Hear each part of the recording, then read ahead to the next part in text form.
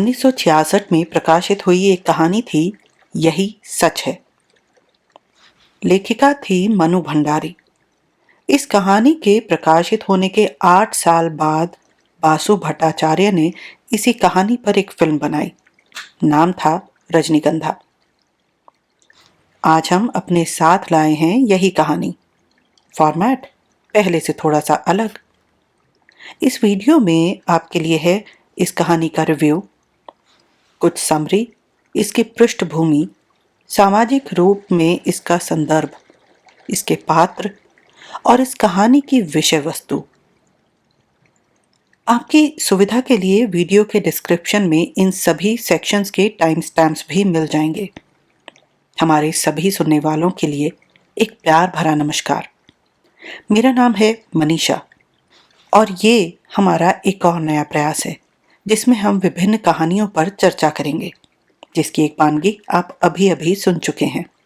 चलिए शुरुआत करते हैं यही सच है के साथ।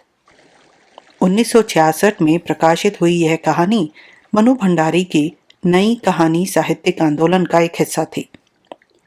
लेखन का यह आंदोलन लगभग 1950 के दशक के अंत से 1960 के दशक के प्रारंभ तक माना जाता है। वह समय था जब हिंदी कहानियों में एक नई तरह की कहानियों की शुरुआत हुई थी। इन कहानियों में कामकाजी महिला पात्रों का उद्भव हो रहा था। इनमें महिला और पुरुष पात्रों के बीच नई समस्याओं को उठाया जाता था। भारत में औद्योगिकरण, शहरीकरण बढ़ रहा था। स्वतंत्रता मिले एक दशक से कुछ कम समय हुआ था, लेकिन इसने बेरोजगारी, भ्रष्टाचार और आवास की समस्याओं को हल नहीं किया था। मध्य वर्ग अभी सीमित था, लेकिन त्रस्त था। इस समय की लिखने की शैली में शहरी जीवन की रोजमर्रा की समस्याओं की झलक दिखती थी। बदलते समाज के बारे में, बदलाव के साथ आती नई तरह की सामाजिक और पारिवारिक समस्याओं के बारे में लिखना आसान नहीं था। एक तरफ प्रतिष्ठित पारंपरिक विचार थे और दूसरी तरफ आधुनिकीकरण के बदलते परिवेश में पारंपरिक विचारधारा को चुनौती मिल रही थी। शहरी कार्यबल में शामिल होने वाली महिलाओं की बढ़ती संख्या ने नई चुनौतियों को जन्म दिया, जिसके लिए भारतीय समाज तैयार नहीं था। लेखकों में मोहन राकेश, श्रीकांत वर्मा, भीष्म साहनी, निर्मल वर्मा, राजेंद्र यादव, धर्मवीर भारती, मार्कंडेय, कमलेश्वर और अमरकांत जी इस आंदोलन के मुख्य चेहरे थे। वहीं लेखिकाओं में मनु भंडारी का नाम मुख्य रूप से लिया जाता है। राजेंद्र यादव की पत्नी होते हुए भी उन्होंने कभी भी अपने को पति की प्रसिद्धि और करिश्माई व्यक्तित्व की परछाई में छुपाया नहीं, बल्कि इसके विपरीत अपने स्वयं के लेखन के करियर को आगे बढ़ाया। और उनकी यही बात उनकी इस कहानी में दिखाई देती है। इस कहानी में कई विशेषताएं देखने को मिलती है। एक, नारी के कर्तव्य और भावनाओं का द्वंद्व। नारी मन की जटिलता और द्वंद्व को केंद्र में रखा गया है। इसी जटिलता को प्रधानता में रखकर मनोविश्लेषण किया गया है। नारी के स्व अस्तित्व की खोज की विचारधारा को बल दिया गया है। मानवीय संवेदनाओं का समावेश करके उन्हें महत्व दिया गया है और व्यक्तिवाद को महत्व दिया गया है। यही सच है कि नायिका एक तरफ अपने प्रेम के अंतर्द्वंद्वों में उलझी है, पर इसकी वजह से वह अपने करियर के साथ समझौता नहीं करती। यह कहानी एक महिला की भावनात्मक उलझन में गहरी अंतर्दृष्टि प्रदान करती है।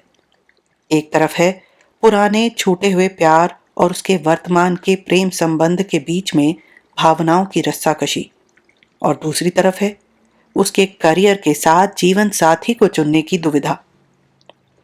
दोनों बातें आपस में परस्पर रूप से मिली हुई हैं। इस सब चुनौतियों के बावजूद मनु भंडारी की नायिका एक स्वतंत्र और विचारशील युवती है। उसे केंद्र में रहकर जीवन में अपने लिए चुनाव करना पसंद है। यह नायिका अपनी दुविधा में हो सकती है, लेकिन अपनी निर्णय लेने की पूरी क्षमता रखती है। कहानी में मुख्य रूप से 3 पात्र मिलते हैं। नायिका दीपा, उसका भूतपूर्व प्रेमी निशीथ और उसका नया साथी संजय। इनके अलावा कुछ और भी पात्र हैं, जैसे नायिका की सहेली इरा, उसका पति, बच्चा, नायिका की पड़ोसन मिसेस मेहता और उसका बच्चा आदि। लेकिन कहानी मुख्य रूप से इन्हीं तीन किरदारों के इर्द गिर्द घूमती रहती है। पृष्ठभूमि की बात करें तो कहानी कानपुर और उस समय के कलकत्ता यानी आज के कोलकाता के बीच प्रगतिशील विचारों वाली पढ़ी लिखी युवती के एक कामकाजी दुनिया में प्रवेश करने की आकांक्षा और उद्वेग को दिखाती है। जैसा कि मैंने पहले भी कहा, ये वो समय था जब औद्योगिकरण शुरू हो चुका था और महिलाएं करियर बनाने के लिए घर से निकलकर ऑफिस में प्रवेश करने लगी थी। यहाँ दीपा में नौकरी करने के प्रति उत्साह भी है और आत्मविश्वास भी, लेकिन इससे भिन्न प्रेम में अपनी भावनात्मक उलझन से भी उद्विग्न है। संजय के जीवन में दीपा है, लेकिन उसके जीवन में उसके ऑफिस से संबंधित इश्यूज भी हैं। उसे समय पर ना आने की आदत है। दोस्तों के साथ होता है तो दीपा के समय में से कटौती हो जाती है। कई जगह ऐसा लगता है जैसे दीपा को फॉर ग्रांटेड लेता है। ऐसा नहीं है कि वह दीपा को महत्व नहीं देता, लेकिन उसके लिए सिर्फ दीपा महत्वपूर्ण नहीं है। उसके दोस्त, ऑफिस पॉलिटिक्स और दुनियावी चीजें भी उतना ही मायने रखती हैं। दीपा के प्रति उसका प्रेम दिखता है उसके व्यवहार में, उसकी छोटी छोटी बातों में। जैसे वो दीपा के लिए उसकी पसंद के रजनीगंधा के फूल लाना नहीं भूलता। इस बात का वो इतना ख्याल रखता है कि ये फूल दीपा के जीवन का हिस्सा हैं। संजय की अनुपस्थिति में ये फूल उसकी उपस्थिति का आभास देते हैं। और निशीथ निशीथ दीपा का 18 वर्ष की आयु में किया हुआ प्रेम था, जिसका अंत निशीथ ने बिना कुछ कहे सुने, बिना किसी एक्सप्लेनेशन के किया था। इसकी वजह से दीपा उससे खिन्न थी। जब वह काम के सिलसिले में कलकत्ता अपनी सहेली इरा के घर रुकती है तो उसकी मुलाकात निशीथ से हो जाती है। हालांकि कहानी में हमें यह नहीं पता चलता कि निशीथ काम क्या करता है, लेकिन यह जरूर पता चलता है कि वह कलकत्ता के समाज में लोगों से काफी जान पहचान रखता है। वह दीपा की नौकरी के सिलसिले में उसकी मदद करता है, लेकिन पीछे छूटे हुए उनके रिश्ते के बारे में कोई बात नहीं करता। यही बात दीपा को पूरे प्रवास के दौरान कुरेदती रहती है। एक तरफ बार बार मन बनाती है कि उसे संजय के बारे में बता दे, पर नहीं बता पाती। दीपा जिस प्यार को बचपने का प्यार मानकर भुला बैठी थी, उसके कलकत्ता प्रवास के दौरान उसे महसूस हुआ कि उस प्रेम की जड़ें कितनी गहरी हैं। लेकिन निशीथ उससे काम के सिलसिले में ही बातचीत करता है। यहाँ तक कि दीपा वापस कानपुर आने के बाद निशीथ से चिट्ठी की उम्मीद में रहती है कि शायद चिट्ठी के जरिए वह कुछ कहेगा। लेकिन चिट्ठी मिलने पर आशा के विपरीत उसे सिर्फ नौकरी मिलने की बधाई ही मिलती है। इसके बाद संजय जब उससे मिलता है तो उस क्षण में दीपा को संजय के सिवा सब कुछ मिथ्या लगता है। उसका सच बस यही है।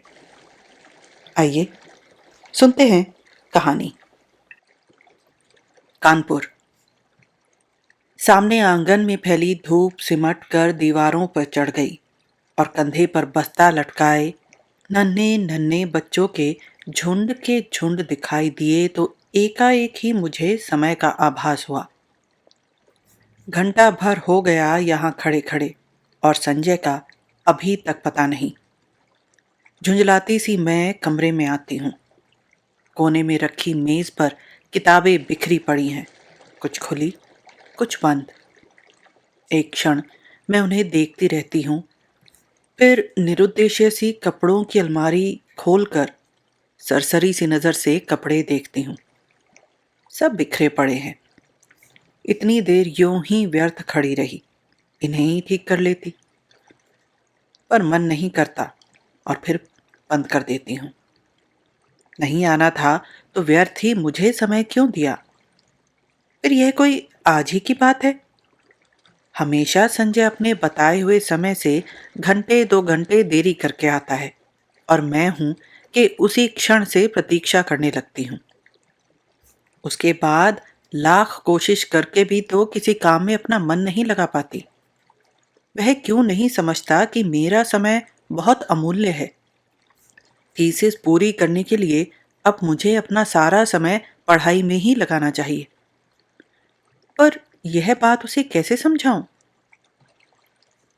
मेज पर बैठकर मैं फिर पढ़ने का उपक्रम करने लगती हूँ, पर मन है कि लगता ही नहीं। पर्दे के जरा से हिलने से दिल की धड़कन बढ़ जाती है और बार बार नजर घड़ी के सरकते हुए कांटों पर दौड़ जाती है। हर समय यही लगता है, वह आया, वह आया। तभी मेहता साहब की 5 साल की छोटी बच्ची झिझकती सी कमरे में आती है। आंटी, हमें कहानी सुनाओगी? नहीं, अभी नहीं, पीछे आना, मैं रुखाई से जवाब देती हूँ। वह भाग जाती है। ये मिसेस मेहता भी एक ही हैं। यूं तो महीनों शायद मेरी सूरत नहीं देखती, पर बच्ची को जब तब मेरा सिर खाने को भेज देती हैं। मेहता साहब तो फिर भी कभी कभी 8-10 दिन में खैरियत पूछ ही लेते हैं, पर वे तो बेहद अकड़ू मालूम होती हैं। अच्छा ही है, ज्यादा दिलचस्पी दिखाती तो क्या मैं इतनी आजादी से घूम फिर सकती थी? खट खट खट, वही परिचित पद ध्वनि। तो आ गया संजय। मैं बरबस ही अपना सारा ध्यान पुस्तक में केंद्रित कर लेती हूँ। रजनीगंधा के ढेर सारे फूल लिए संजय मुस्कुराता सा दरवाजे पर खड़ा है। मैं देखती हूँ, पर मुस्कुराकर स्वागत नहीं करती। हंसता हुआ वह आगे बढ़ता है और फूलों को मेज पर पटक कर पीछे से मेरे दोनों कंधे दबाता हुआ पूछता है, बहुत नाराज हो? रजनीगंधा की महक से जैसे सारा कमरा महकने लगता है। मुझे क्या करना है नाराज होकर? रुखाई से मैं कहती हूँ। वह कुर्सी सहित मुझे घुमाकर अपने सामने कर लेता है और बड़े दुलार के साथ ठोड़ी उठाकर बोलता है, तुम ही बताओ क्या करता? क्वालिटी में दोस्तों के बीच फंसा था, बहुत कोशिश करके भी उठ नहीं पाया। सबको नाराज करके आना अच्छा भी नहीं लगता। इच्छा होती है कह दूं, तुम्हें दोस्तों का ख्याल है, उनके बुरा मानने की चिंता है, बस मेरी ही नहीं। पर कुछ कह नहीं पाती, एकटक उसके चेहरे की ओर देखती रहती हूँ। उसके सांवले चेहरे पर पसीने की बूंदें चमक रही हैं। कोई और समय होता तो मैंने अपने आंचल से इन्हें पोंछ दिया होता, पर आज नहीं। वह मंद मंद मुस्कुरा रहा है। उसकी आंखें क्षमा याचना कर रही हैं, पर मैं क्या करूं? तभी वह अपनी आदत के अनुसार कुर्सी के हत्थे पर बैठकर मेरे गाल सहलाने लगता है। मुझे उसकी इसी बात पर गुस्सा आता है। हमेशा इसी तरह करेगा और फिर दुनिया भर का लाड़ दुलार दिखलाएगा। वह जानता जो है कि इसके आगे मेरा क्रोध टिक नहीं पाता। फिर उठकर वह फूलदान के पुराने फूल फेंक देता है और नए फूल लगाता है। फूल सजाने में वह कितना कुशल है।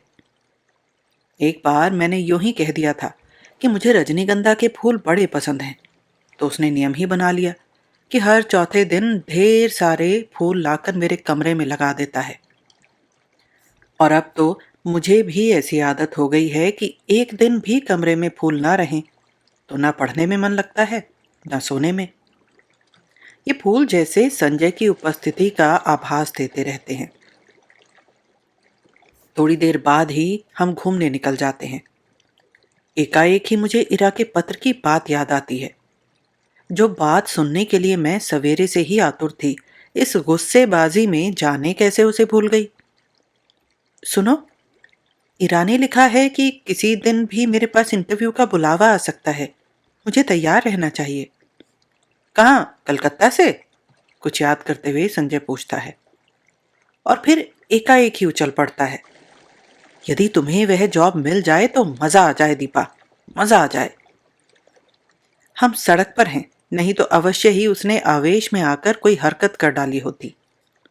जाने क्यों मुझे उसका इस प्रकार प्रसन्न होना अच्छा नहीं लगता। क्या वह चाहता है कि मैं कलकत्ता चली जाऊं, उससे दूर। तभी सुनाई देता है, तुम्हें यह जॉब मिल जाए तो मैं भी अपना तबादला कलकत्ता ही करवा लूं, हेड ऑफिस में। यहाँ की रोज रोज की किचकिच से मेरा तो मन उब गया है। कितनी ही बार सोचा कि तबादले की कोशिश करूं, पर तुम्हारे ख्याल ने हमेशा मुझे बांध लिया। ऑफिस में शांति हो जाएगी, पर मेरी शामें कितनी वीरान हो जाएंगी। उसके स्वर की आर्द्रता ने मुझे छू लिया। एकाएक ही मुझे लगने लगा कि रात बड़ी सुहावनी हो चली है। हम दूर निकलकर अपनी प्रिय टेकरी पर जाकर बैठ जाते हैं। दूर दूर तक हल्की सी चांदनी फैली हुई है और शहर की तरह यहाँ का वातावरण धुएं से भरा हुआ नहीं है। वह दोनों पैर फैलाकर बैठ जाता है और घंटों मुझे अपने ऑफिस के झगड़े की बात सुनाता है और फिर कलकत्ता जाकर साथ जीवन बिताने की योजनाएं बनाता है। मैं कुछ नहीं बोलती, बस एकटक उसे देखती हूँ, देखती रहती हूँ। जब वह चुप हो जाता है तो बोलती हूँ, मुझे तो इंटरव्यू में जाते हुए बड़ा डर लगता है। पता नहीं कैसे क्या पूछते होंगे। मेरे लिए तो ये पहला ही मौका है। वह खिलखिलाकर हंस पड़ता है। तुम भी एक ही मूर्ख हो। घर से दूर कमरा लेकर अकेली रहती हो, रिसर्च कर रही हो, दुनिया भर में घूमती फिरती हो और इंटरव्यू के नाम से डर लगता है। क्यों? और गाल पर हल्की सी चपत जमा देता है। फिर समझाता हुआ कहता है, और देखो, आजकल ये इंटरव्यू आदि तो सब दिखावा मात्र होते हैं। वहां किसी जान पहचान वाले से इन्फ्लुएंस डलवाना जाकर। पर कलकत्ता तो मेरे लिए एकदम नई जगह है। वहां इरा को छोड़कर मैं किसी को जानती भी नहीं।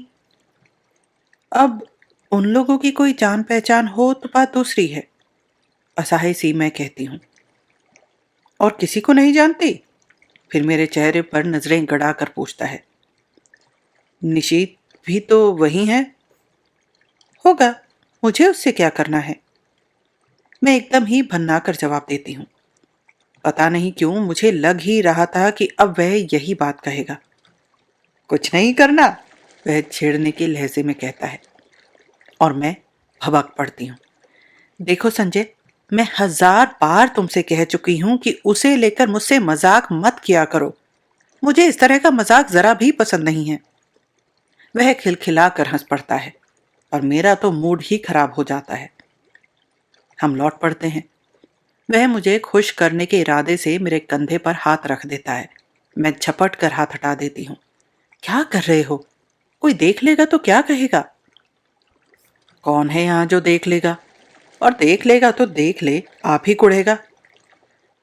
नहीं, हमें पसंद नहीं है ये बेशर्मी। और सच ही मुझे रास्ते में ऐसी हरकतें पसंद नहीं हैं, चाहे रास्ता निर्जन ही क्यों ना हो। पर है तो रास्ता ही, फिर कानपुर जैसी जगह। कमरे में लौटकर मैं उसे बैठने को कहती हूँ, पर वह बैठता नहीं, बस बाहों में भरकर एक बार चूम लेता है। यह भी जैसे उसका रोज का नियम है। वह चला जाता है। मैं बाहर बालकनी में निकलकर उसे देखती रहती हूँ।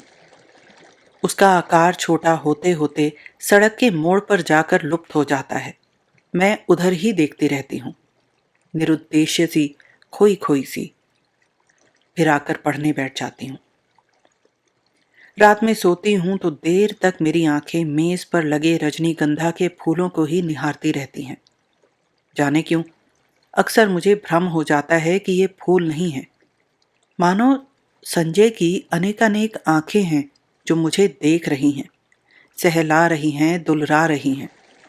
और अपने को यूं असंख्य आंखों से निरंतर देखे जाने की कल्पना से ही मैं लजा जाती हूँ। मैंने संजय को भी एक बार यह बात बताई थी तो वो बहुत हंसा था और फिर मेरे गालों को सहलाते हुए उसने कहा था कि मैं पागल हूँ, निरी मूर्खा हूँ। कौन जाने, शायद उसका कहना ही ठीक हो। शायद मैं पागल ही हूँ। मैं जानती हूँ संजय का मन निशीत को लेकर जब तब सशंकित हो उठता है। पर मैं उसे कैसे विश्वास दिलाऊं कि मैं निशीत से नफरत करती हूँ।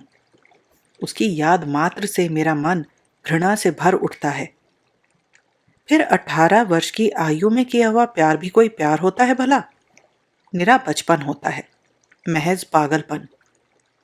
उसमें आवेश रहता है पर स्थायित्व नहीं, गति रहती है पर गहराई नहीं। जिस वेग से वह आरंभ होता है, जरा सा झटका लगने पर उसी वेग से टूट भी जाता है। और उसके बाद आहों, आंसुओं और सिसकियों का एक दौर, सारी दुनिया की निस्सारता और आत्महत्या करने के अनेकानेक संकल्प, और फिर एक तीखी घृणा। जैसे ही जीवन को दूसरा आधार मिल जाता है, उन सब को भूलने में एक दिन भी नहीं लगता। फिर तो वह सब ऐसी बेवकूफ़ी लगती है जिस पर बैठकर घंटों हंसने की तबीयत होती है। तब एकाएक ही इस बात का एहसास होता है कि ये सारे आंसू, ये सारी आहें उस प्रेमी के लिए नहीं थीं, वरन जीवन की उस रिक्तता और शून्यता के लिए थीं जिसने जीवन को नीरस बनाकर बोझिल कर दिया था। तभी तो संजय को पाते ही मैं निशीथ को भूल गई। मेरे आंसू हंसी में बदल गए और आहों की जगह किलकारियां गूंजने लगी। पर संजय है कि जब तब निशीथ की बात को लेकर व्यर्थ ही खिन्न सा हो उठता है। मेरे कुछ कहने पर वह खिलखिलाकर अवश्य पड़ता है, पर मैं जानती हूँ वह पूर्ण रूप से आश्वस्त नहीं है। उसे कैसे बताऊं कि मेरे प्यार का, मेरी कोमल भावनाओं का, भविष्य की मेरी अनेकानेक योजनाओं का एकमात्र केंद्र संजय ही है। यह बात दूसरी है कि चांदनी रात में किसी निर्जन स्थान में पेड़ तले बैठकर भी मैं अपनी थीसिस की बात करती हूँ, या वह अपने ऑफिस की, मित्रों की बात करता है, या हम किसी और विषय पर बात करने लगते हैं। पर इस सब का यह मतलब तो नहीं कि हम प्रेम नहीं करते। वह क्यों नहीं समझता कि आज हमारी भावुकता यथार्थ में बदल गई है। सपनों की जगह हम वास्तविकता में जीते हैं। हमारे प्रेम को परिपक्वता मिल गई है, जिसका आधार पाकर वह अधिक गहरा हो गया है, स्थायी हो गया है। पर संजय को कैसे समझाऊं ये सब? कैसे उसे समझाऊं कि निशीथ ने मेरा अपमान किया है, ऐसा अपमान जिसकी कचोट से मैं आज भी तिलमिला जाती हूँ।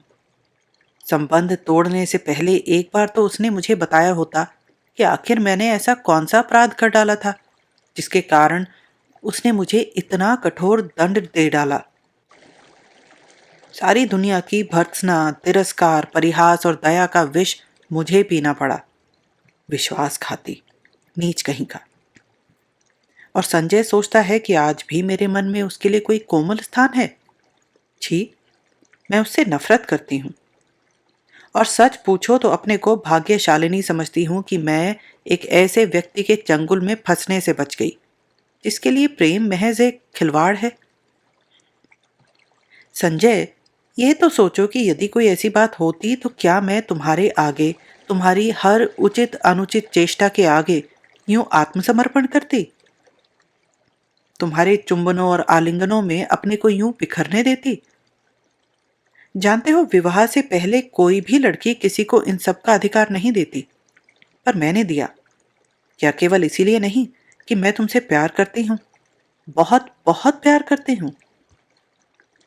विश्वास करो संजय, तुम्हारा मेरा प्यार ही सच है।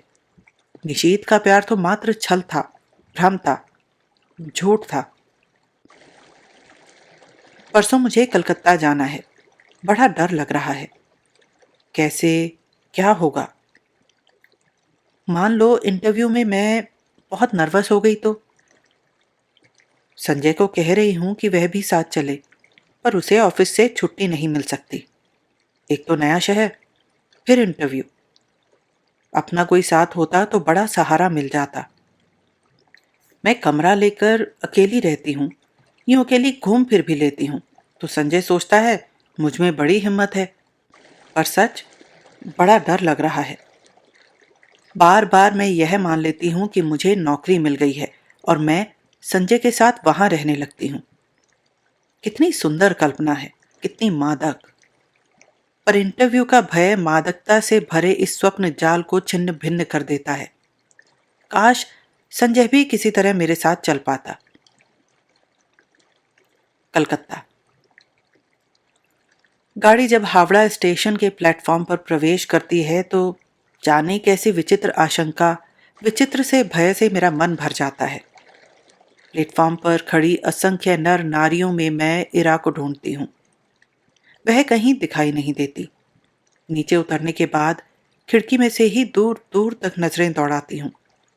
आखिर एक कुली को बुलाकर अपना छोटा सा सूटकेस और बिस्तर उतारने का आदेश दे मैं नीचे उतर पड़ती हूँ। उस भीड़ को देखकर मेरी दहशत जैसे और बढ़ जाती है।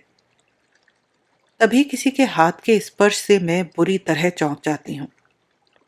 पीछे देखती हूँ तो इरा खड़ी है। रुमाल से चेहरे का पसीना पोंछते हुए कहती हूँ, उफ, तुझे ना देखकर मैं घबरा रही थी कि तुम्हारे घर भी कैसे पहुंचूंगी। बाहर आकर हम टैक्सी में बैठते हैं। अभी तक मैं स्वस्थ नहीं हो पाई हूँ। जैसे ही हावड़ा पुल पर गाड़ी पहुंचती है, हुगली के जल को स्पर्श करती हुई ठंडी हवाएं तन मन को एक ताजगी से भर देती हैं। इरा मुझे इस पुल की विशेषता बताती है और मैं विस्मित सी उस पुल को देखती हूँ। दूर दूर तक फैले हुगली के विस्तार को देखती हूँ। उसकी छाती पर खड़ी और विहार करती अनेक नौकाओं को देखती हूँ। बड़े बड़े जहाज़ों को देखती हूँ। उसके बाद बहुत ही भीड़ भरी सड़कों पर हमारी टैक्सी रुकती रुकती चलती है। ऊंची ऊंची इमारतों और चारों ओर के वातावरण से कुछ विचित्र सी विराटता का आभास होता है और इस सब के बीच जैसे मैं अपने को बड़ा खोया खोया सा महसूस करती हूँ। कहाँ पटना और कानपुर और कहाँ ये कलकत्ता। मैंने तो आज तक कभी बहुत बड़े शहर देखे ही नहीं। सारी भीड़ को चीरकर हम रेड रोड पर आ जाते हैं। चौड़ी शांत सड़क, मेरे दोनों ओर लंबे चौड़े खुले मैदान। क्यों इरा, कौन कौन लोग होंगे इंटरव्यू में? मुझे तो बड़ा डर लग रहा है। अरे ये सब हो जाएगा, तू और डर? हम जैसे डरे तो कोई बात भी है। जिसने अपना सारा कैरियर अपने आप बनाया वह भला इंटरव्यू में डरे? फिर कुछ देर ठहर कर कहती है, अच्छा भैया भाभी तो पटना ही होंगे, जाती है कभी उनके पास या नहीं? कानपुर आने के बाद एक बार गई थी। कभी कभी यूं ही पत्र लिख देती हूँ। भाई कमाल के लोग हैं, बहन को भी नहीं निभा सके। मुझे यह प्रसंग कतई पसंद नहीं। मैं नहीं चाहती कि कोई इस विषय पर बात करे। मैं मौन ही रहती हूँ। इरा का छोटा सा घर है, सुंदर ढंग से सजाया हुआ। उसके पति के दौरे पर जाने की बात सुनकर पहले तो मुझे अफसोस हुआ था। वे होते तो कुछ मदद ही करते, पर फिर एकाएक लगा कि उनकी अनुपस्थिति में मैं शायद अधिक स्वतंत्रता का अनुभव कर सकूं। उनका बच्चा भी बड़ा प्यारा है। शाम को इरा मुझे कॉफी हाउस ले जाती है। अचानक मुझे वहां निशीथ दिखाई देता है। मैं सक पका कर नजर घुमा लेती हूँ, पर वह हमारी मेज पर ही आ पहुंचता है। विवश होकर मुझे उधर देखना पड़ता है, नमस्कार भी करना पड़ता है, इरा का परिचय भी करवाना पड़ता है। इरा पास की कुर्सी पर बैठने का निमंत्रण दे देती है। मुझे लगता है मेरी सांस रुक जाएगी। कब आई? आज सवेरे ही। अभी ठहरोगी? ठहरी कहाँ हो? जवाब इरा देती है। मैं देख रही हूँ निशीथ बहुत बदल गया है। उसने कवियों की तरह बाल बढ़ा लिए हैं। यह क्या शौक चढ़ाया? उसका रंग स्याह पड़ गया है, वह दुबला भी हो गया है। विशेष बातचीत नहीं होती और हम लोग उठ पड़ते हैं। इरा को मुन्नू की चिंता सता रही थी और मैं स्वयं भी घर पहुंचने को उतावली हो रही थी। कॉफी हाउस से धर्मतल्ला तक वह पैदल चलता हुआ हमारे साथ आता है। इरा उससे बात कर रही है मानो वह इरा का ही मित्र हो। इरा अपना पता समझा देती है और वह दूसरे दिन 9 बजे आने का वायदा करके चला जाता है। पूरे 3 साल बाद निशीथ का यूं मिलना, न चाहकर भी जैसे सारा अतीत आंखों के सामने खुल जाता है। बहुत दुबला हो गया है निशीथ। लगता है जैसे मन में कहीं कोई गहरी पीड़ा छिपाए बैठा है। मुझसे अलग होने का दुख तो नहीं साल रहा है इसे? कल्पना चाहे कितनी भी मधुर क्यों न हो, एक तृप्ति युक्त आनंद देने वाली क्यों न हो, पर मैं जानती हूं यह झूठ है। यदि ऐसा ही था तो कौन उसे कहने गया था कि तुम इस संबंध को तोड़ दो? उसने अपनी इच्छा से ही तो सब किया था। एकाएक ही मेरा मन कटु हो उठता है। यही तो है वह व्यक्ति जिसने मुझे अपमानित करके सारी दुनिया के सामने छोड़ दिया था, महज उपहास का पात्र बनाकर। ओह, क्यों नहीं मैंने उसे पहचानने से इनकार कर दिया। जब वह मेज के पास आकर खड़ा हुआ तो क्यों नहीं मैंने कह दिया कि माफ कीजिए, मैं आपको पहचानती नहीं। जरा उसका खिसियाना तो देखती। वह कल भी आएगा। मुझे उसे साफ साफ मना कर देना चाहिए था कि मैं उसकी सूरत भी नहीं देखना चाहती। मैं उससे नफरत करती हूँ। अच्छा है, कल आए। मैं उसे बता दूंगी कि जल्दी ही मैं संजय से विवाह करने वाली हूँ। यह भी बता दूंगी कि मैं पिछला सब कुछ भूल चुकी हूँ। यह भी बता दूंगी कि मैं उससे घृणा करती हूँ और उसे जिंदगी में कभी माफ नहीं कर सकती। यह सब सोचने के साथ साथ जाने क्यों मेरे मन में यह बात भी उठ रही थी कि 3 साल हो गए, अभी तक निशीथ ने विवाह क्यों नहीं किया। करे ना करे, मुझे क्या। क्या वह आज भी मुझसे कुछ उम्मीद रखता है? हम्म, मूर्ख कहीं का। संजय, मैंने तुमसे कितना कहा था कि तुम मेरे साथ चलो, पर तुम नहीं आए। इस समय जबकि मुझे तुम्हारी इतनी इतनी याद आ रही है, बताओ क्या करूं। नौकरी पाना इतना मुश्किल है, इसका मुझे गुमान तक नहीं था।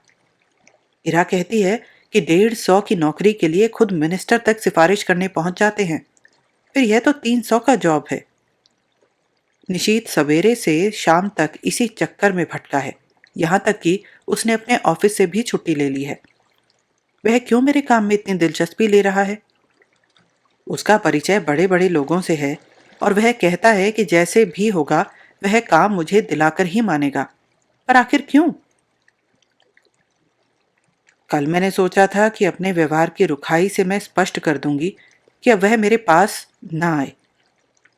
8:45 के करीब जब मैं अपने टूटे हुए बाल फेंकने खिड़की पर गई तो देखा घर से थोड़ी दूर पर निशीथ टहल रहा है। वही लंबे बाल, कुर्ता पजामा। तो वह समय से पहले ही आ गया।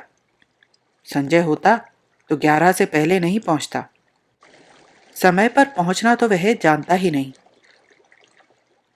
उसे यूं चक्कर काटते देख मेरा मन जाने कैसा हो आया। और जब वह आया तो मैं चाहकर भी कटु नहीं हो सकी। मैंने उसे कलकत्ता आने का मकसद बताया तो लगा कि वह बड़ा प्रसन्न हुआ। वहीं बैठे बैठे फोन करके उसने इस नौकरी के संबंध में सारी जानकारी प्राप्त कर ली। कैसे क्या करना होगा उसकी योजना भी बना डाली। बैठे बैठे फोन से ऑफिस को सूचना भी दे दी कि आज वह ऑफिस नहीं आएगा। विचित्र स्थिति हो रही थी मेरी। उसके इस अपनत्व भरे व्यवहार को मैं स्वीकार भी नहीं कर पाती थी, नकार भी नहीं कर पाती थी। सारा दिन मैं उसके साथ घूमती रही, पर काम की बात के अतिरिक्त उसने एक भी बात नहीं की। मैंने कई बार चाहा कि संजय की बात बता दूं, पर बता नहीं सकी। सोचा कहीं वह सुनकर यह दिलचस्पी लेना कम न कर दे। उसके आज भर के प्रयत्नों से ही मुझे काफी उम्मीद हो चली थी। यह नौकरी मेरे लिए कितनी आवश्यक है। मिल जाए तो संजय कितना प्रसन्न होगा। हमारे विवाहित जीवन के आरंभिक दिन कितने सुख में बीतेंगे। शाम को हम घर लौटते हैं। मैं उसे बैठने को कहती हूँ पर वह बैठता नहीं, बस खड़ा ही रहता है। उसके चौड़े ललाट पर पसीने की बूंदें चमक रही हैं। एकाएक ही मुझे लगता है इस समय संजय होता तो मैं अपने आंचल से उसका पसीना पोंछ देती और वह बिना बाहों में भरे, बिना प्यार किए यूं ही चला जाता। अच्छा, तो चलता हूँ। यंत्र चालित से मेरे हाथ जुड़ जाते हैं। वह लौट पड़ता है और मैं ठगी सी देखती रहती हूँ। सोते समय मेरी आदत है कि संजय के लाए हुए फूलों को निहारती रहती हूँ। यहाँ वे फूल नहीं है तो बड़ा सूना सूना सा लग रहा है। पता नहीं संजय, तुम इस समय क्या कर रहे हो? 3 दिन हो गए। किसी ने बाहों में भरकर प्यार तक नहीं किया। आज सवेरे मेरा इंटरव्यू हो गया है। मैं शायद बहुत नर्वस हो गई थी और जैसे उत्तर मुझे देने चाहिए वैसे नहीं दे पाई। पर निशीथ ने आकर बताया कि मेरा चुना जाना करीब करीब तय हो गया है। मैं जानती हूँ ये सब निशीथ की वजह से ही हुआ। ढलते सूरज की धूप निशीथ के बाएं गाल पर पड़ रही थी और सामने बैठा निशीथ इतने दिन बाद एक बार फिर मुझे बड़ा प्यारा सा लगा। मैंने देखा मुझसे ज्यादा वह प्रसन्न है। वह कभी किसी का एहसान नहीं लेता, पर मेरी खातिर उसने न जाने कितने लोगों का एहसान लिया। आखिर क्यों? क्या वह चाहता है कि मैं कलकत्ता आकर रहूं उसके साथ, उसके पास? एक अजीब सी पुलक से मेरा तन मन सिहर उठता है। वह ऐसा क्यों चाहता है?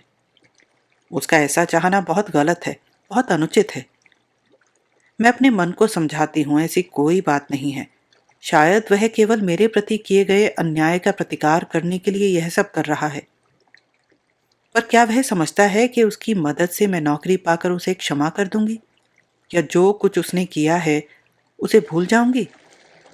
असंभव। मैं कल ही उसे संजय की बात बता दूंगी।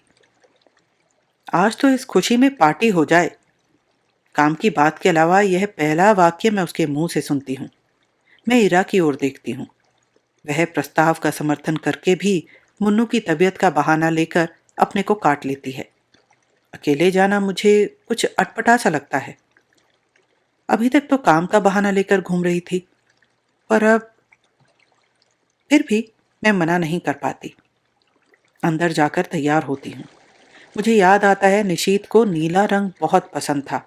मैं नीली साड़ी ही पहनती हूँ। बड़े चाव और सतर्कता से अपना प्रसाधन करती हूँ और बार बार अपने को टोकती जाती हूँ। किसको रिझाने के लिए यह सब हो रहा है? क्या यह निरा पागलपन नहीं है? सीढ़ियों पर निशीत हल्की सी मुस्कुराहट के साथ कहता है, तुम साड़ी में बहुत सुंदर लग रही हो। मेरा चेहरा तमतमा जाता है, कनपटियां सुर्ख हो जाती हैं। मैं चुपचाप ही इस वाक्य के लिए तैयार नहीं थी। यह सदा चुप रहने वाला निशीत बोला भी तो ऐसी बात। मुझे ऐसी बातें सुनने की जरा भी आदत नहीं है। संजय न कभी मेरे कपड़ों पर ध्यान देता है, न ऐसी बातें करता, जबकि उसे पूरा अधिकार है, और यह बिना अधिकार ऐसी बातें करें। पर जाने क्या है, मैं उस पर नाराज नहीं हो पाती हूँ, बल्कि एक पुलक में सिहरन महसूस करती हूँ। सच, संजय के मुंह से ऐसा वाक्य सुनने को मेरा मन तरसता रहता है, पर उसने कभी ऐसी बात नहीं की। पिछले 2.5 साल से मैं संजय के साथ रह रही हूँ। रोज ही शाम को हम घूमने निकल जाते हैं। कितनी ही बार मैंने श्रृंगार किया, अच्छे कपड़े पहने, पर प्रशंसा का एक शब्द भी उसके मुंह से नहीं सुना।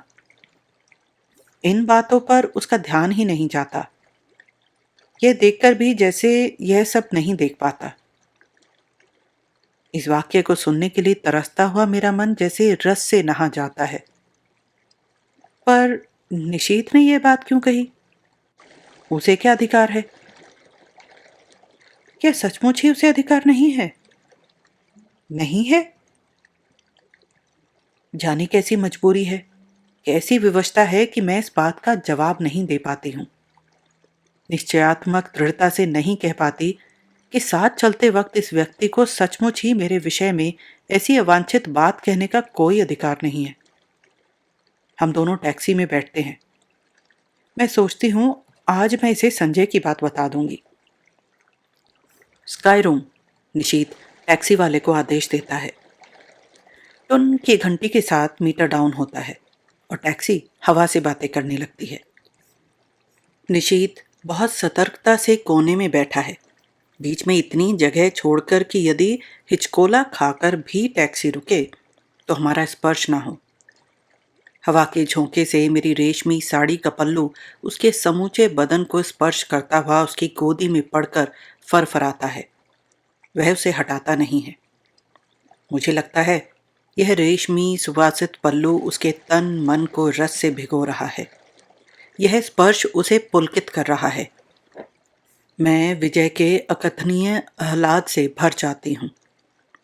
आज भी मैं संजय की बात नहीं कह पाती, चाहकर भी नहीं कह पाती। अपनी इस विवशता पर मुझे खींच भी आती है, पर मेरा मुंह है कि खुलता ही नहीं। मुझे लगता है कि मैं जैसे कोई बहुत बड़ा अपराध कर रही हूँ, पर फिर भी मैं कुछ नहीं कह सकी। यह निशीथ कुछ बोलता क्यों नहीं? उसका यूं कोने में दुबक कर निर्विकार भाव से बैठे रहना मुझे कतई अच्छा नहीं लगता। एकाएक ही मुझे संजय की याद आने लगती है। इस समय वह यहाँ होता तो उसका हाथ मेरी कमर में लिपटा होता। यूं सड़क पर ऐसी हरकतें मुझे स्वयं पसंद नहीं, पर जाने क्यों किसी की बाहों में लपेट के लिए मेरा मन ललक उठता है। मैं जानती हूं कि जब निशीथ बगल में बैठा हो उस समय ऐसी इच्छा करना या ऐसी बात सोचना भी कितना अनुचित है, पर मैं क्या करूं? जितनी द्रुत गति से टैक्सी चली जा रही है, मुझे लगता है उतनी ही द्रुत गति से मैं भी बही जा रही हूं, अनुचित अवांछित दिशाओं की ओर। टैक्सी झटका खाकर रुकती है तो मेरी चेतना लौटती है।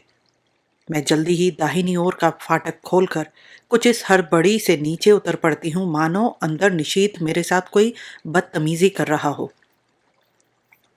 अजी, इधर से उतरना चाहिए कभी, टैक्सी वाला कहता है। मुझे अपनी गलती का भान होता है। उधर निशीथ खड़ा है, इधर मैं, बीच में टैक्सी। पैसे लेकर टैक्सी चली जाती है तो हम दोनों एक दूसरे के आमने सामने हो जाते हैं। एकाएक ही मुझे ख्याल आता है कि टैक्सी के पैसे तो मुझे ही देने चाहिए थे, पर अब क्या हो सकता था। चुपचाप हम दोनों अंदर जाते हैं। आसपास बहुत कुछ है, चहल पहल, रोशनी, रौनक, पर मेरे लिए जैसे सब का अस्तित्व ही मिट जाता है। मैं अपने को सबकी नजरों से ऐसे बचा कर चलती हूँ मानो मैंने कोई अपराध कर डाला हो और कोई मुझे पकड़ न ले। क्या सचमुच ही मुझसे कोई अपराध हो गया है? आमने सामने हम दोनों बैठ जाते हैं। मैं होस्ट हूं, फिर भी उसका पार्ट वही अदा कर रहा है, वही ऑर्डर देता है। बाहर की हलचल और उससे अधिक मेरे मन की हलचल में मैं अपने को खोया खोया सा महसूस करती हूँ। हम दोनों के सामने बैरा कोल्ड कॉफी के गिलास और खाने का कुछ सामान रख जाता है। मुझे बार बार लगता है कि निशीथ कुछ कहना चाह रहा है। मैं उसके होठों की धड़कन तक महसूस करती हूँ। वह जल्दी से कॉफी का स्ट्रॉ मुंह से लगा लेता है। मूर्ख कहीं का। वह सोचता है मैं बेवकूफ हूं। मैं अच्छी तरह जानती हूं कि इस समय वह क्या सोच रहा है। 3 दिन साथ रहकर भी हमने उस प्रसंग को नहीं छेड़ा। शायद नौकरी की बात ही हमारे दिमागों पर छाई हुई थी, पर आज आज अवश्य ही वह बात आएगी। ना आए, यह कितना अस्वाभाविक है। पर नहीं, स्वाभाविक शायद यही है। 3 साल पहले जो अध्याय सदा के लिए बंद हो गया, उसे उलटकर देखने का साहस शायद हम दोनों में से किसी में नहीं है। जो संबंध टूट गए, टूट गए। अब उन पर कौन बात करे? मैं तो कभी नहीं करूंगी, पर उसे तो करना चाहिए। तोड़ा उसने था, बात भी वही आरंभ करे। मैं क्यों करूं और मुझे क्या पड़ी है? मैं तो जल्दी ही संजय से विवाह करने वाली हूं। क्यों नहीं मैं इसे अभी संजय की बात बता देती? पर जाने कैसी विवशता है, जाने कैसा मोह है कि मैं मुंह नहीं खोल पाती। एकाएक मुझे लगता है जैसे उसने कुछ कहा। आपने कुछ कहा? नहीं तो, मैं खिसिया जाती हूँ। फिर वही मौन। खाने में मेरा मन जरा भी नहीं लग रहा है, पर यंत्र चालित सी मैं खा रही हूँ। शायद वह भी ऐसे ही खा रहा है। मुझे फिर लगता है कि उसके होंठ फड़क रहे हैं और स्ट्रॉ पकड़े हुए उंगलियां कांप रही हैं। मैं जानती हूँ वह पूछना चाहता है, दीपा, तुमने मुझे माफ तो कर दिया ना? वह पूछ ही क्यों नहीं लेता? मान लो यदि पूछ ही ले तो क्या मैं कह सकूंगी कि मैं तुम्हें जिंदगी भर माफ नहीं कर सकती? मैं तुमसे नफरत करती हूँ। मैं तुम्हारे साथ घूम फिर ली या कॉफी पी ली तो ये मत समझो कि मैं तुम्हारे विश्वासघात की बात को भूल गई हूं। और एकाएक ही पिछला सब कुछ मेरी आंखों के आगे तैरने लगता है। पर यह क्या? असह्य अपमान जनित पीड़ा, क्रोध और कटुता क्यों नहीं याद आती? मेरे सामने तो पटना में गुजारी सुहानी संध्याओं और चांदनी रातों के वे चित्र उभर कर आते हैं जब घंटों समीप बैठ मौन भाव से हम एक दूसरे को निहारा करते थे। बिना स्पर्श किए भी जाने कैसी मादकता तन मन को विभोर किए रहती थी। जाने कैसी तन्मयता में हम डूबे रहते थे, एक विचित्र सी स्वप्निल दुनिया में। मैं कुछ बोलना भी चाहती तो वह मेरे मुंह पर उंगली रखकर कहता, आत्मीयता के क्षण अनकहे ही रहने दो दीपा। आज भी तो हम दोनों मौन ही हैं, एक दूसरे के निकट ही हैं।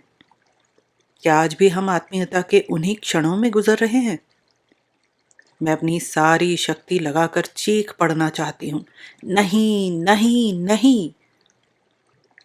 पर कॉफी सिप करने के अतिरिक्त मैं कुछ नहीं कर पाती। मेरा यह विरोध हृदय की न जाने कौन सी अतल गहराइयों में डूब जाता है। निशीथ मुझे बिल नहीं देने देता।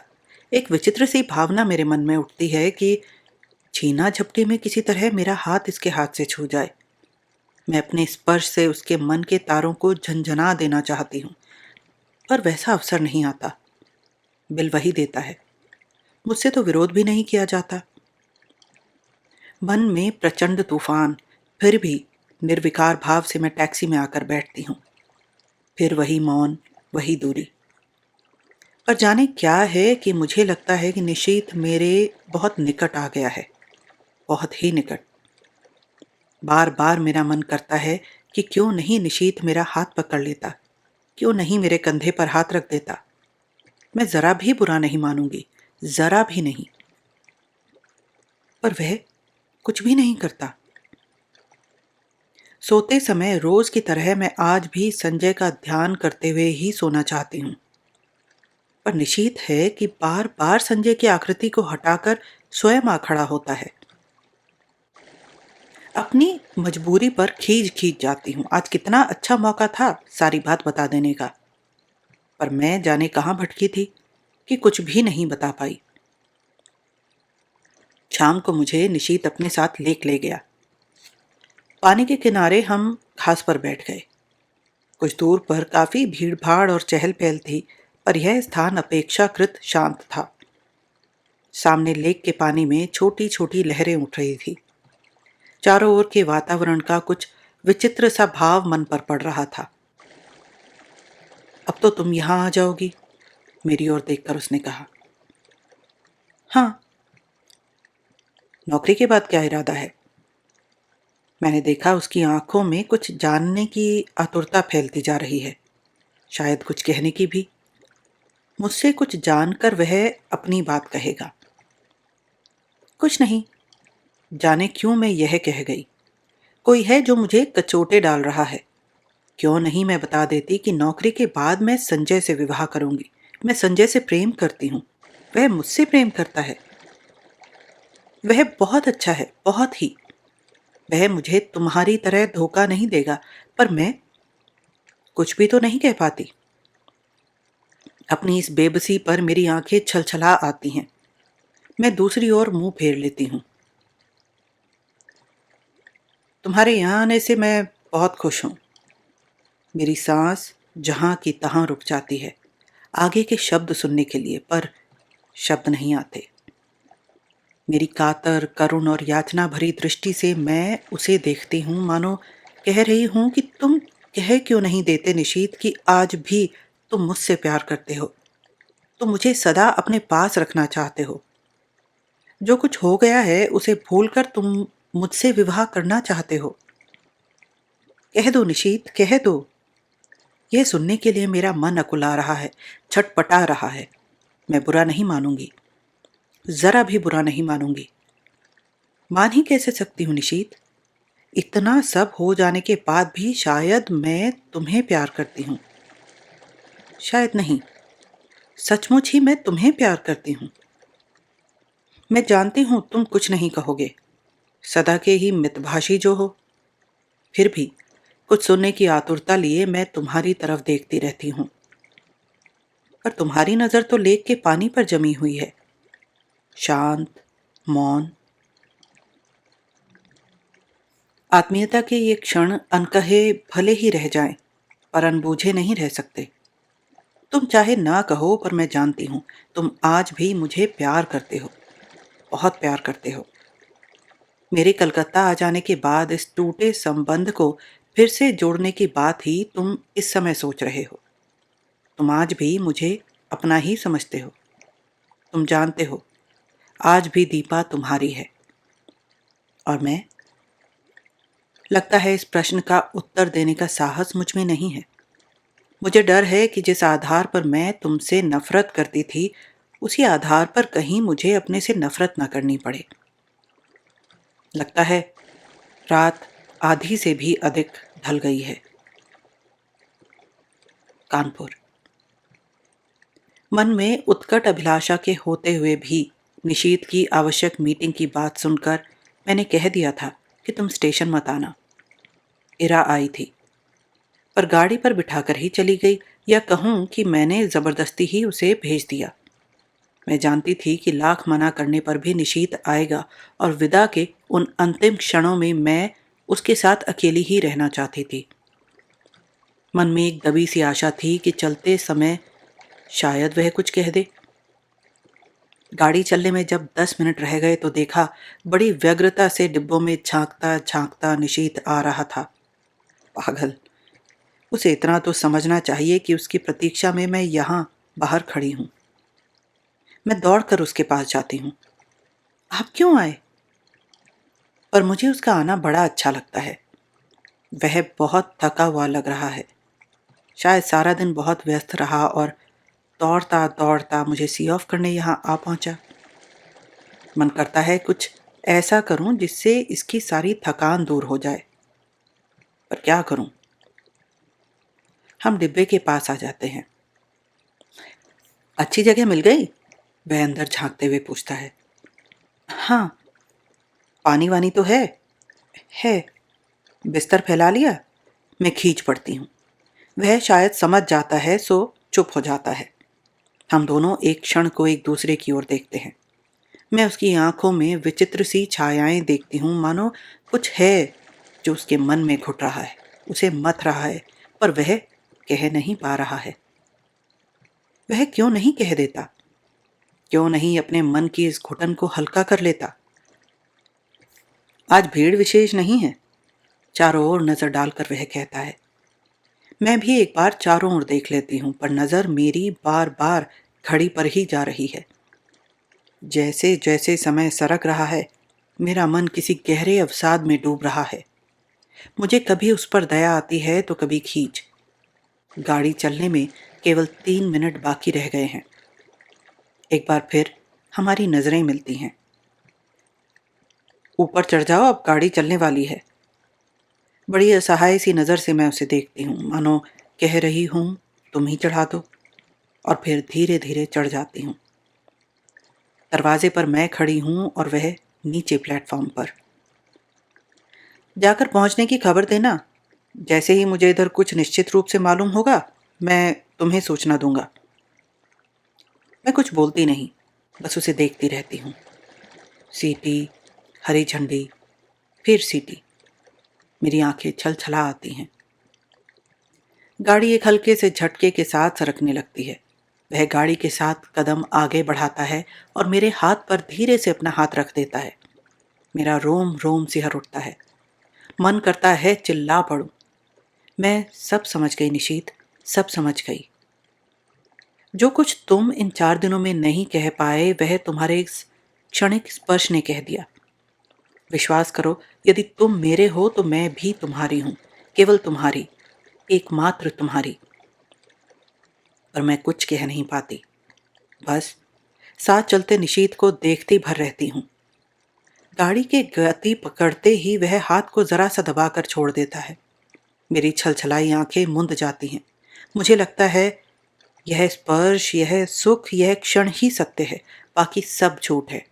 अपने को भूलने का, फरमाने का, छलने का असफल प्रयास है। आंसू भरी आंखों से मैं प्लेटफॉर्म को पीछे छूटता हुआ देखती हूँ। सारी आकृतियां धुंधली सी दिखाई देती हैं।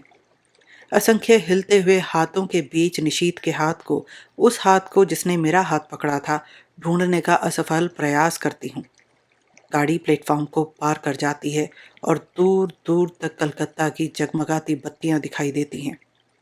धीरे धीरे वे सब दूर हो जाती हैं, पीछे छूटती जाती हैं।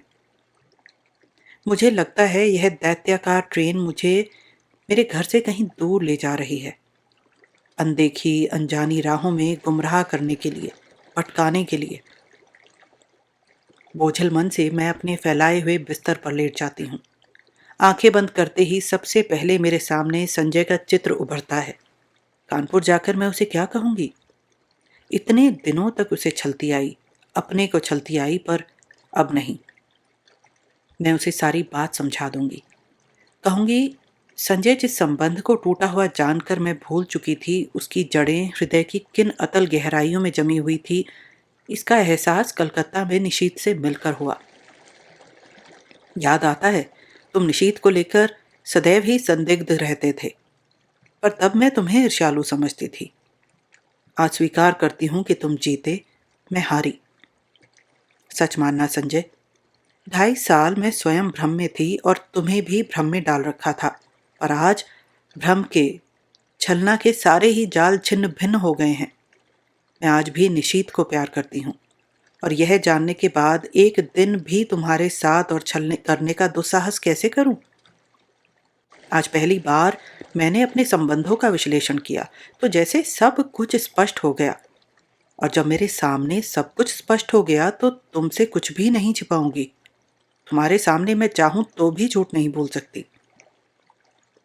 आज लग रहा है तुम्हारे प्रति मेरे मन में जो भी भावना है वह प्यार की नहीं, केवल कृतज्ञता की है।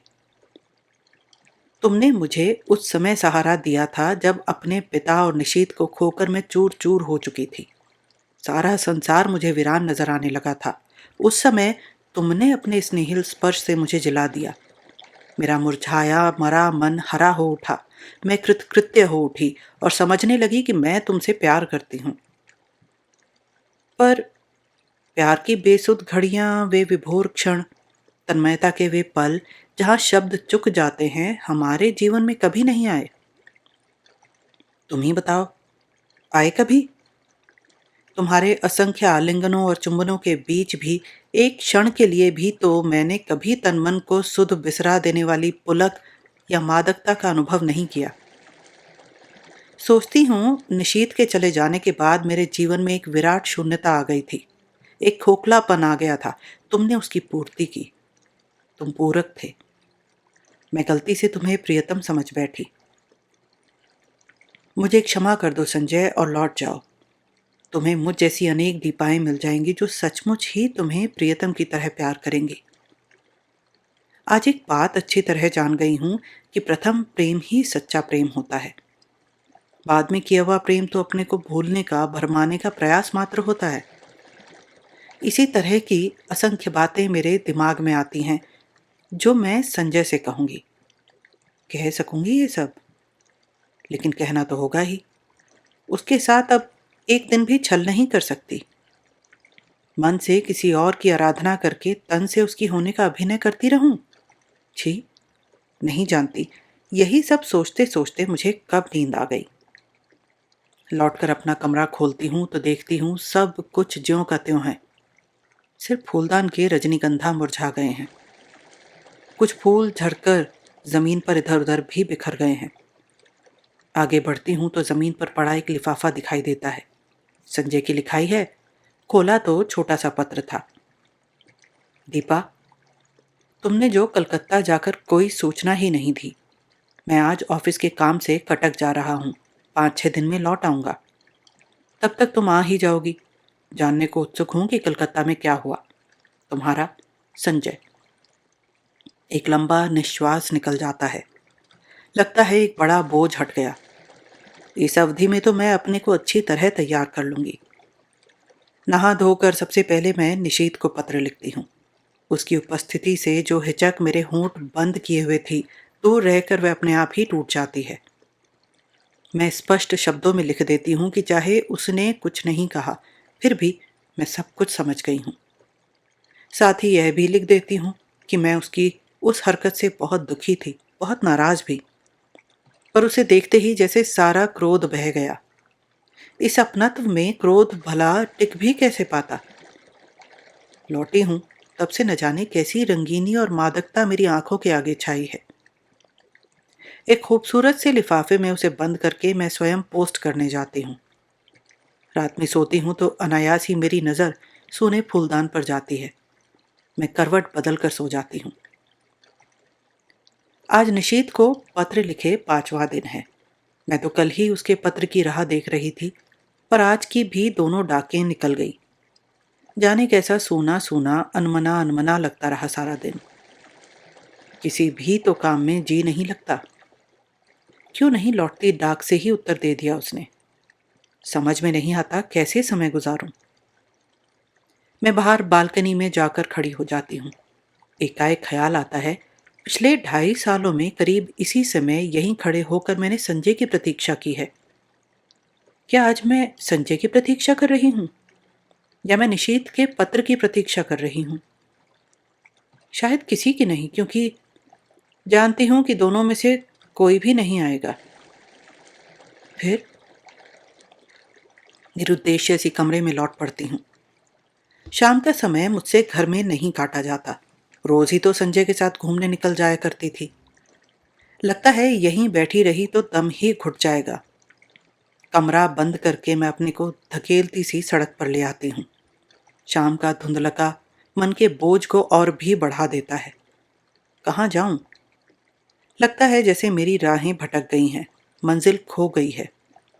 मैं स्वयं नहीं जानती आखिर मुझे जाना कहाँ है। फिर भी निरुद्देश्य सी चलती रहती हूँ। पर आखिर कब तक यूं भटकती रहूं? हार कर लौट पड़ती हूँ। आते ही मेहता साहब की बच्ची तार का एक लिफाफा देती है। धड़कते दिल से मैं उसे खोलती हूँ। इरा का तार था। नियुक्ति हो गई है, बधाई। इतनी बड़ी खुशखबरी पाकर भी जाने क्या है कि खुश नहीं हो पाती। यह खबर तो निशीत भेजने वाला था। एकाएक ही एक विचार मन में आता है। क्या जो कुछ मैं सोच गई वह निरा भ्रम ही था? मात्र मेरी कल्पना, एक अनुमान? नहीं नहीं, उस स्पर्श को मैं भ्रम कैसे मान लूं जिसने मेरे तन मन को डुबो दिया था, जिसके द्वारा उसके हृदय की एक एक परत मेरे सामने खुल गई थी। लेक पर बिताए उन मधुर क्षणों को भ्रम कैसे मान लूं जहां उसका मौन ही मुखरित होकर सब कुछ कह गया था। आत्मीयता के वे अनकहे क्षण। तो फिर उसने पत्र क्यों नहीं लिखा? क्या कल उसका पत्र आएगा? क्या आज भी उसे वही हिचक रोके हुए है? तभी सामने की घड़ी टन टन करके 9 बजाती है। मैं उसे देखती हूँ। यह संजय की लाई हुई है। लगता है जैसे यह घड़ी घंटे सुना सुना कर मुझे संजय की याद दिला रही है। फहराते ये हरे पर्दे, यह हरी बुकरैक, ये टेबल, फूलदान, सभी तो संजय के ही लाए हुए हैं। मेज पर रखा यह पेन उसने मुझे सालगिरह पर लाकर दिया था। अपनी चेतना के इन बिखरे सूत्रों को समेटकर मैं फिर पढ़ने का प्रयास करती हूँ, पर पढ़ नहीं पाती। हारकर मैं पलंग पर लेट जाती हूँ। सामने के फूलदान का सूनापन मेरे मन के सूनेपन को और अधिक बढ़ा देता है। मैं कसकर आंखें मूंद लेती हूँ। एक बार फिर मेरी आंखों के आगे लेक का स्वच्छ नीला जल उभर आता है, जिसमें छोटी छोटी लहरें उठ रही थी। उस जल की ओर देखते हुए निशीत की आकृति उभर कर आती है। वह लाख जल की ओर देखे, पर चेहरे पर अंकित उसके मन की हलचल को मैं आज भी उतनी दूर रहकर भी महसूस करती हूँ। कुछ न कह पाने की मजबूरी, उसकी विवशता, उसकी घुटन आज भी मेरे सामने साकार हो उठती है। धीरे धीरे लेक के पानी का विस्तार सिमटता जाता है और एक छोटी सी राइटिंग टेबल में बदल जाता है। और मैं देखती हूँ कि एक हाथ में पेन लिए और दूसरे हाथ की उंगलियों को बालों में उलझाए निशीत बैठा है। वही मजबूरी, वही विवशता, वही घुटन लिए। वह चाहता है पर जैसे लिख नहीं पाता। वह कोशिश करता है पर उसका हाथ बस कांप कर रह जाता है। ओह, लगता है उसकी घुटन मेरा दम घोंट कर रख देगी। मैं एक ही आंखें खोल देती हूँ। वही फूलदान, पर्दे, मेज, घड़ी। आखिर आज निशीथ का पत्र आ गया। धड़कते दिल से मैंने उसे खोला। इतना छोटा सा पत्र। प्रिय दीपा, तुम अच्छी तरह पहुंच गई, यह जानकर प्रसन्नता हुई। तुम्हें अपनी नियुक्ति का तार तो मिल ही गया होगा। मैंने कल ही राजी को फोन करके सूचना दे दी थी और उन्होंने बताया था कि तार दे देंगी। ऑफिस की ओर से भी सूचना मिल जाएगी। इस सफलता के लिए मेरी ओर से हार्दिक बधाई स्वीकार करना। सच, मैं बहुत खुश हूं कि तुम्हें यह काम मिल गया। मेहनत सफल हो गई। शेष फिर। शुभेच्छु, निशीथ। बस धीरे धीरे पत्र के सारे शब्द आंखों के आगे लुप्त हो जाते हैं। रह जाता है केवल शेष फिर। तो अभी उसके पास कुछ लिखने को शेष है। क्यों नहीं लिख दिया उसने अभी? क्या लिखेगा वह? दीप। मैं मुड़कर दरवाजे की ओर देखती हूँ। रजनीगंधा के ढेर सारे फूल लिए मुस्कुराता सा संजय खड़ा है। एक क्षण मैं संज्ञा शून्य सी उसे इस तरह देखती हूँ मानो पहचानने की कोशिश कर रही हूँ। वह आगे बढ़ता है तो मेरी खोई हुई चेतना लौटती है और विक्षिप्त सी दौड़कर उससे लिपट जाती हूँ। क्या हो गया तुम्हें? पागल हो गई हो क्या? तुम कहाँ चले गए थे संजय? और मेरा स्वर टूट जाता है। अनायास ही आंखों से आंसू बह चलते हैं। क्या हो गया? कलकत्ता का काम नहीं मिला क्या? मारो भी गोली काम को। तुम इतनी परेशान क्यों हो रही हो उसके लिए? पर मुझसे कुछ नहीं बोला जाता। बस मेरी बाहों की जकड़ कसती जाती है, कसती जाती है। रजनीगंधा की महक धीरे धीरे मेरे तन मन पर छा जाती है। तभी मैं अपने भाल पर संजय के अधरों का स्पर्श महसूस करती हूँ और मुझे लगता है यह स्पर्श, यह सुख, यह क्षण ही सत्य है। वह सब झूठ था, मिथ्या था, भ्रम था। और हम दोनों एक दूसरे के आलिंगन में बंधे रहते हैं, चुंबित, प्रतिचुंबित।